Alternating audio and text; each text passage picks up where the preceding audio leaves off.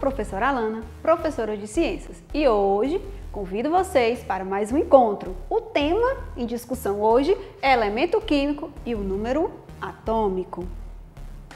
E a primeira pergunta que eu trago aqui, o que é o átomo? De acordo com as teorias que nós já estudamos, o átomo é a menor parte da matéria.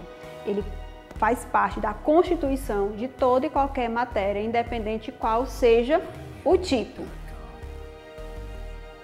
Aqui eu trago para vocês a estrutura atômica, proposta por quem? Proposta por Rutherford. Vocês devem estar lembrados da nossa última aula. Então, o que que acontece? Eu tenho esse modelo planetário que foi proposto por ele, aonde no núcleo eu tenho os prótons e os nêutrons, tá certo? Os prótons são carregados positivamente e são representados pela letra P. E na sua eletrosfera eu tenho os elétrons que são carregados negativamente. Aí você pode estar se perguntando, mas você me disse que no núcleo ele possui cargas positivas e também que são os prótons. E também na sua composição tem os nêutrons, justamente. Nêutrons é carga zero, ou seja, sem cargas, justamente fazendo a composição do núcleo. Mas todo e qualquer elemento químico, ele tem o seu nome, ele tem o seu símbolo, ele tem a sua massa atômica e o seu número atômico. Observe aqui comigo. Eu tenho um elemento que eu vou chamá-lo ele de X. Então, para isso, eu vou dar um nome a esse elemento, que eu posso usar como exemplo o sódio. Mas vamos aqui primeiro. Eu tenho esse símbolo para representar esse elemento. No meu índice, ou no meu expoente, melhor falando, no meu expoente eu tenho o número de massa. E o número de massa ele é composto pelos prótons e pelos nêutrons. Observe que a minha massa ela vai estar aonde? Ela vai estar presente no núcleo, tá certo? E aqui, ó, no meu índice, agora sim, eu posso chamar de índice, do lado esquerdo eu vou ter o meu número atômico, aonde eu vou poder representar apenas pelos prótons. Em resumo, a minha massa ela é composta por prótons e nêutrons, aonde que eu posso encontrá-la? No núcleo, tá certo? E o meu número atômico ele é composto pelos prótons, que são carregados de cargas positivas. Observe aqui comigo o exemplo do sódio. Eu tenho uma massa, tá certo, de 23, que eu posso chamar massa do sódio 23. E eu tenho o meu número atômico 11. Mas por que a minha massa é 23? Nós acabamos de ver que o meu número de massa é justamente a soma dos prótons e dos nêutrons. Observe que eu vou ter 11 prótons e 12 nêutrons, justamente para me ter uma massa 23. E eu vou ter o mesmo número de prótons, eu também vou ter o mesmo número de elétrons, que é o meu número atômico. Ou seja, massa, primeiro eu tenho o elemento, voltando, que é o sódio. Eu tenho o seu símbolo, que é o N maiúsculo e o A minúsculo. Eu tenho a sua massa, que é igual a 23, e o seu número atômico, que é 11. Vocês vão observar que na natureza, na nossa tabela periódica, nós temos elementos semelhantes e temos elementos também diferentes. Mas aqui nós vamos falar da semelhança atômica. Nós temos 3 classificações. Nós temos os elementos que se classificam nos isótopos, nos isóbaros e nos isótonos. E o que é que diferencia essa classificação? Os isótopos, ele possui o quê? Massa atômica diferente e número atômico igual. Vocês possam perceber nesse exemplo aqui, onde eu tenho um elemento que eu representei simbolicamente pela letra A. Observe que a nossa massa ela está o quê? Diferente. E o nosso número atômico, ele está o quê? Semelhante. Nos isóbaros, eu já tenho essa diferença dos isótopos, ou seja, lá eu tinha o mesmo número de prótons, que é o meu número atômico, tá certo? Porém, na outra, agora eu tenho, nos isóbaros, eu tenho o mesmo número de massa. Observe que comigo, para esse elemento que eu representei, ó, o A e o B, a massa atômica deles está o quê? Iguais. E o número de prótons, ou o meu número atômico, está o quê? Diferente. Nos isótonos, eles possuem o quê? O mesmo número de nêutrons. Para isso, nós teríamos que fazer o quê? A subtração, tá certo? Para nós identificarmos. Porém, o mesmo número de nêutrons presentes, muitas vezes, é o mesmo número de prótons, tá certo? Se você souber qual é o número de prótons, vocês podem realizar. Observe que aqui no meu elemento A, é isso? No elemento A, eu tenho a minha massa, 28, e o meu número de prótons, que é o meu número atômico, 12. Fazendo essa diferença, eu vou encontrar qual valor? Vou encontrar o valor 16, não é isso? 28 menos 12, 16. E ele terá o mesmo, ó, comparando um com o outro. 30 menos 14, 16. Então, é justamente comparando um elemento com o outro, ambos possuem o mesmo número de nêutrons. Compreendido até aqui? Espero que sim. E nós vamos falar agora de algo bem interessante, que é justamente sobre a organização e a classificação dos elementos que nós vemos estudando anteriormente, que é justamente falar sobre a tabela periódica. E o que é que a gente observa sobre a tabela periódica? Que ao longo dos tempos, os elementos químicos, eles foram o quê? Sendo organizados. E como é que isso foi feito? Houve uma necessidade de esquematizar, houve uma necessidade de representar, e tudo isso foram feitos à base de muitas mãos, porque um só não seria o suficiente para pesquisar a quantidade de elementos químicos que nós temos hoje presente na nossa tabela periódica. E um dos nossos grandes contribuintes, nós podemos citar Dalton, a qual nós já vemos estudando há alguns dias. Mas aí, o que é que acontece? Em 1869, foi quando foi elaborado ou proposto o primeiro modelo, tá certo? Ao qual foi dando continuidade após várias pesquisas e até chegar onde nós estamos hoje. Hoje, nós estamos com uma tabela periódica, tá certo? Composta por 118 elementos. E o pontapé inicial para organizar aproximadamente 60 elementos que já existiam, em 1869, foi justamente Dmitri Mendeleev. Ou seja, ele pegou uma baguncinha que já estava, cada um queria organizar da sua forma diferente, e ele foi propondo um modelo, e esse modelo ele foi sendo reorganizado, reordenado, e nós temos hoje uma tabela super organizada. Justamente, o pontapé inicial foi desse cara aqui, nosso amigo. E aí, esse aqui foi o primeiro modelo proposto, tá certo, por Mendeleev. E como foi que ele fez essa questão dessa organização? Como eu disse, inicialmente eles tinham aproximadamente, tá certo, 60 elementos conhecidos. E eles foram colocados de que forma? Em linhas horizontais, por ordem crescente de massa. Assim como vocês observaram que nas linhas foram organizados por ordem crescente de massa atômica, nós temos as colunas. E a organização das colunas foi justamente isso. Eles foram organizando, tá certo, pelas propriedades que eram semelhantes. Se vocês observarem, vocês pegam a tabela, peguem esses elementos e comparem.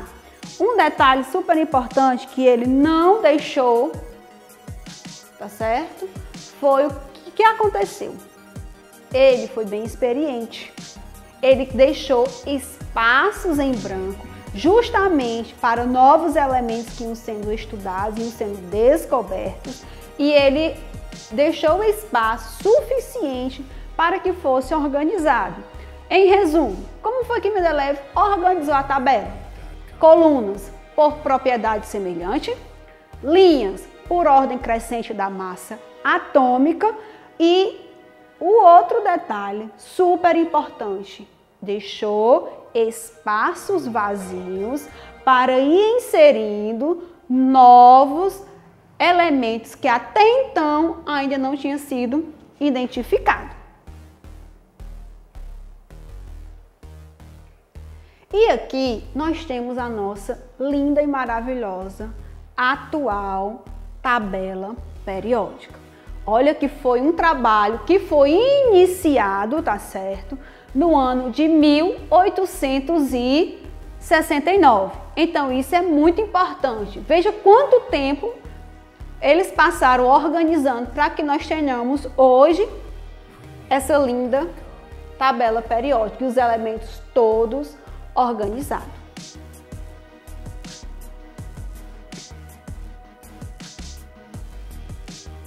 Pronto, vamos aqui ver como está a estrutura, a organização da nossa tabela. Como foi que eles foram organizando?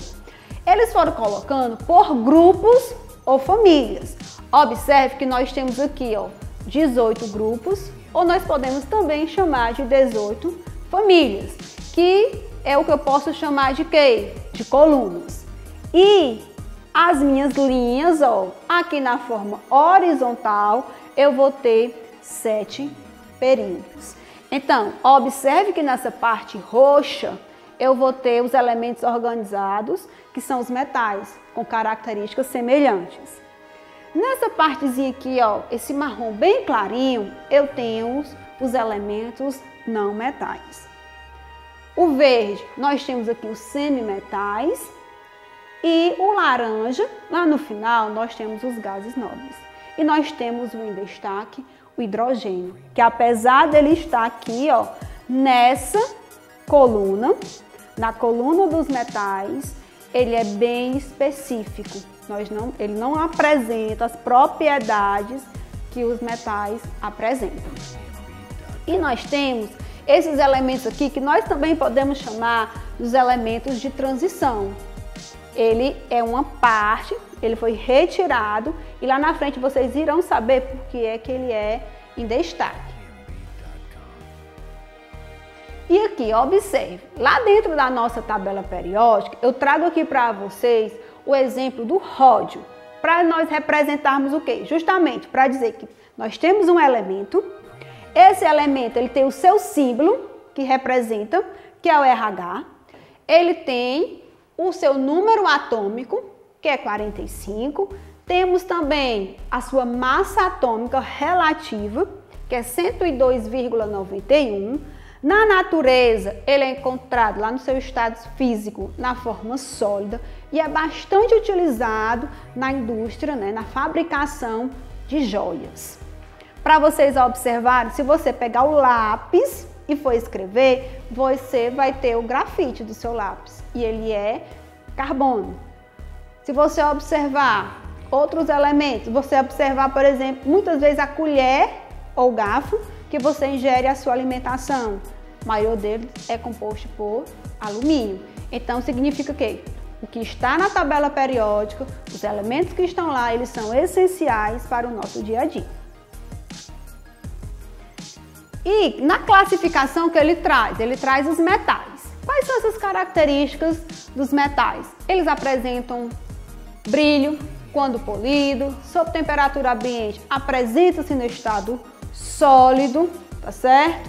E são bons condutores de eletricidade, como nós já vimos anteriormente. Então aqui é só basicamente quais foram as características que eles foram agrupando para ir selecionando. Quem era metal, quem eram os metais alcalinos terrosos, tá certo? Ou seja, olha aqui quanta importância, eles correspondem a 4,16% da crosta terrestre. Veja quanto eles são importantes no nosso dia a dia. E eles, na sua grande maioria, tá certo? Eles apresentam o quê?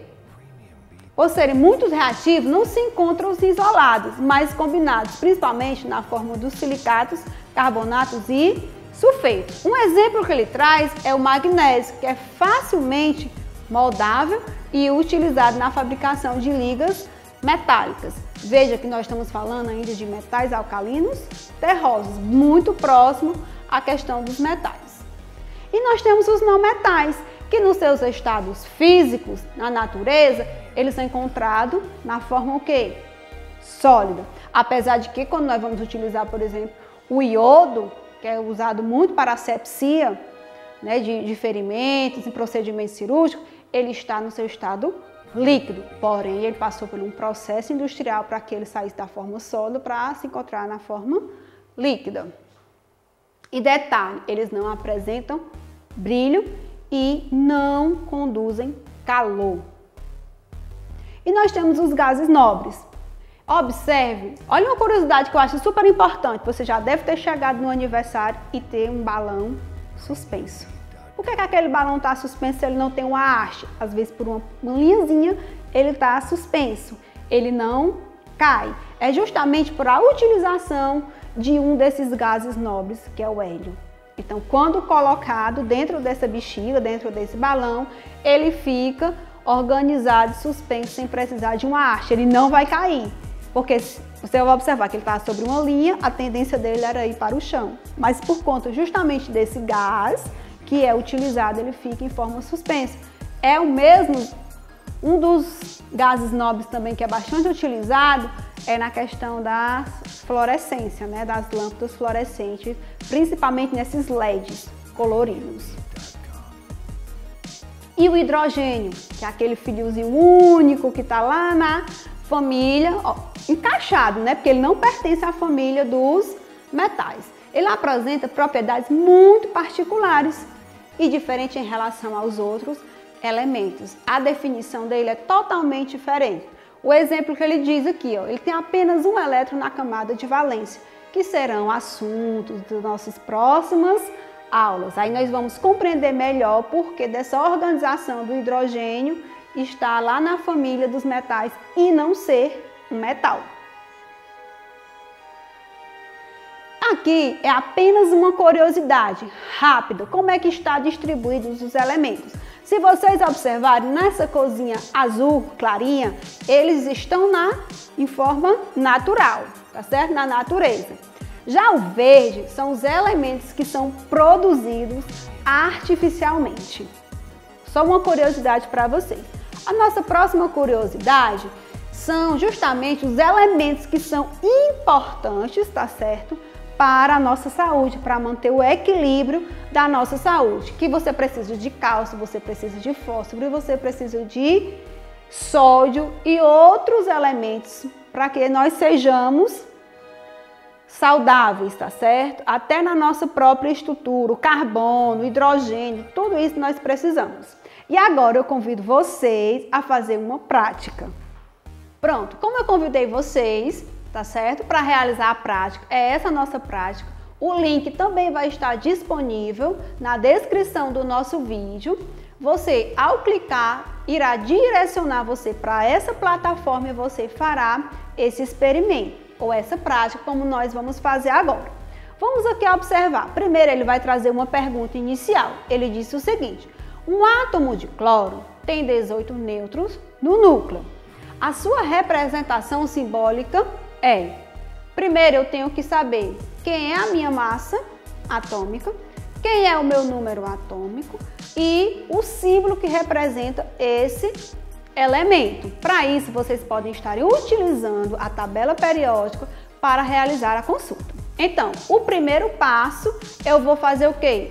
Eu vou selecionar o símbolo do elemento. Depois de selecionar o elemento, eu vou agora identificar e inserir, primeiro, detalhe super importante, quando você tem que realizar o cálculo em extra, numa folha extra, para que você insira corretamente, porque primeiro a gente vai colocar a massa atômica e depois o meu número atômico. Após realizar a consulta na tabela periódica, eu identifiquei que o meu número atômico do cloro é 17. E se eu somar o número atômico com o número de nêutrons, eu irei encontrar o número de massa. Então, 17 com 18, eu tenho quanto? 35. Eu venho aqui, ó, e clico, insiro 35. Como eu já disse, identificamos lá na tabela periódica que o número atômico do cloro é 17. Vou inserir agora o meu número atômico. Dou um Enter e vou clicar aqui no verdinho. Olha que legal! Podemos selecionar um outro. Venho aqui, ó, em atualizar e vou selecionar uma nova pergunta. E aí, a próxima pergunta traz o seguinte: um átomo de um elemento tem 10 prótons e 11 nêutrons. A sua representação simbólica vou identificar quem é o símbolo primeiro, tá certo? Após ler quem são os meus 10, o elemento que tem 10 prótons e 11 nêutrons, então eu tenho quem? É o momento de vocês consultarem a sua tabela periódica e eu vou ter esse elemento. E aí, qual é o nome desse elemento? Você aí deve estar consultando, que é o neônio, Ne. Vamos já saber se nós fizemos a seleção correta. Logo, se eu tenho no seu núcleo 10 prótons e 11 nêutrons, qual é a minha massa atômica? Será que é 21, gente? Vamos tentar? Ok. E qual é o meu número atômico? 10, né? Já que 21 menos 11, 10. E ele já disse lá em cima que são 10 prótons e eu sei que o meu número de prótons é o meu mesmo número atômico. Novamente vou dar um Enter e vou verificar se a minha prática está correta. Pois não é que está, gente? E é isso. É isso que eu trago para vocês. Sugiro que acessem essa plataforma, que ela é super interessante. Tem diversas práticas. E até o próximo encontro. Tchau, tchau!